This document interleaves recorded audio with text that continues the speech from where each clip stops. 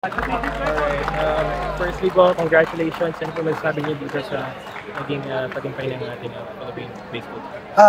Lubos kami nagpapasalamat sa buong suporta ng PSC, ng POC at ng buong Pilipino natin na nandyan nagsuporta sa amin. Sobrang overwhelmed kami sa nakuha namin suporta sa kanila. Yung tagumpay namin, iaalay din namin sa buong kapwa natin Pilipino. Sobrang thankful ka po kami. Kwento nyo naman po yung naging hirap nyo, yung naging sakripisyo nyo bago makuha itong gintong medalya.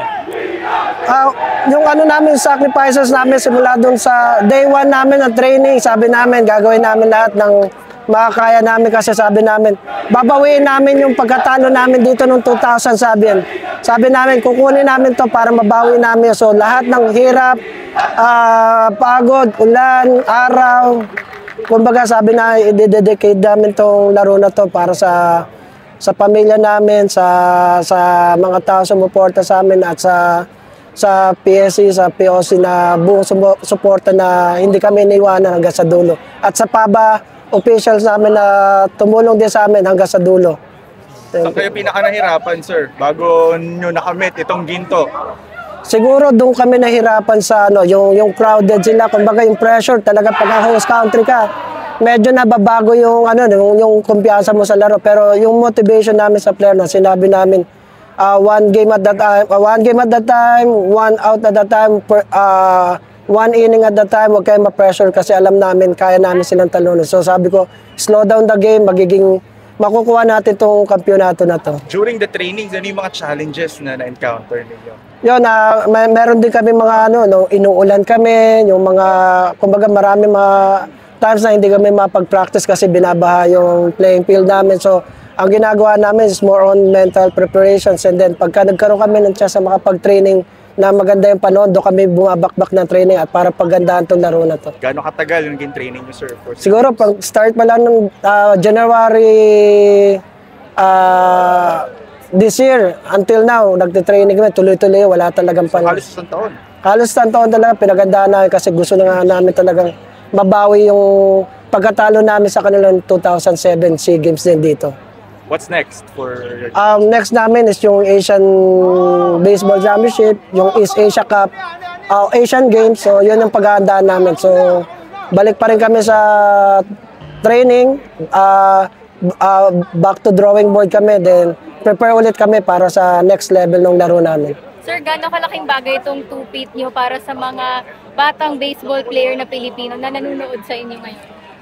Ito yung kumbaga namin, simula namin para to inspire a lot of people na gustong maglaro nito ng baseball na to. At the same time, yung mga government natin na big sponsor na gusto sumuporta sa baseball kasi alam namin at naniniwala kami na ito yung sports na kahit pa alam natin makipagsabayan tayo sa Asian. So, at least mga team namin composed of veterans and half rookies. So, maganda yung combination. Kaya kung ano man yung na-experience ng veterano namin, yun yung na-share nila doon sa rookies. Kaya maganda yung naging blending. Naging maganda yung naging chemistry ng team. Kaya ang ganda ng flow ng game. Thank you so much. Congratulations sa kung nagsara nung laro. So, I am done. Yun lang po. Maganda yung pinakita ng bawat isa at nagtiwala kami sa isa't isa. Hindi gaganda laro na isa kung isa lang yung gumagawa. Nagtulong kami as a team, para manalo sa larong to. Yun lang po. Si Romeo Spin sinunog pero nung 9th inning, nung nakasingle nga, lead of single, pinasok ka namin kung Nando. Ano plano? Andito, alam ko pong papasok ako doon, ako magko-close. Ginawa ko lang po yung lahat ng makakaya ko para sa team, para po sa amin. Dahil kasi para po sa amin din po yun. Lahat ng team ginawa, pero alam ko namin lalaban sila. Kaya ginawa din namin lahat para manalo sa game na. First SEA Games mo? Opo. How are you handling the pressure kanina kasi ang ingay ng mga fans ng Thailand tapos ayun nga, pang-close yun sa'yo? Para sa akin po, in-enjoy ko lang yung pagtapa ko sa mound, pagpasok ko sa mound. Kasi po, basta i-enjoy mo lang yung ginagawa mo, lahat ng kaya mong gawin, magagawa mo. Walang halong pressure, laro lang po, enjoy. Yung usapan going sa tournament ngayong Thailand na talagang magiging pukpukan yung labanan for the gold. Paano niyo ba in-handle yun? Nagtiwala lang po kami sa isa't isa at walang nagkumpiyansa kami sa bawat isa, nagtitiwala at pinakita naman lahat nila ng kanilang mga magagawa. Una, congratulations! Anong pakiramdam, Ginto? Masaya po. Matagal po namin itong pinaghandaan po itong araw na ito. Simula po January po hanggang ngayon, naghanda po kami para po talaga dito po. Nung nandun ka sa field kanina, anong tumatakbo sa isip mo? Pwede mo bang i-share sa akin? May konti pong kaba pero awa po ng Diyos na overcome ko po yung kaba and may tiwala po sa mga kasama ko na kaya po namin itong tapusin hanggang dulo para makamit po yung goal. Nahirapan ba kayo doon kanina? Siyempre po, meron po talagang hirap na mangyayari. Kaya po, nung nag-rally po sila, naka-score po sila ng isa, dalawa, yun po. Ano yung nasa isip niyo nung kasi kanina 4-0, di ba? Tapos kung hindi sila malapit, ano yung mindset niyo nung humahabol ng atong time? Bali po sa meeting po namin, sabi po nung coach namin, reset lang po ulit, simula po ulit sa simula, lamang pa naman tayo, dagdag pa tayo ng score para ma-down natin yung kalaban. Yun po.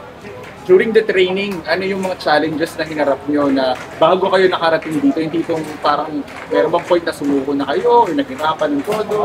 Opo, sa araw-araw po naming training, mga sakit po ng katawan, mga cramps po, kasi po Monday to Friday, may training po kami. Minsan po, Saturday, Sunday, meron pong game sa UP Field. Yun po. Gano'ng ka-special to? Sabi ni coach na parang gantin nyo to dun sa nangyari ng dating SEA Games. Yung sila yung nakatanalo, tapos 2-peat pa kayo ngayon. Opo, nung 2007 po yun, yung naano po sila, na-defeat po sila ng Thailand by 1 score po. Tapos, nung last 2019 naman po, panalo po kami, tapos ngayon po ulit, panalo po ulit. Yun po. Di ba kayo natinag? Kasi grabe yung pag-cheer nila.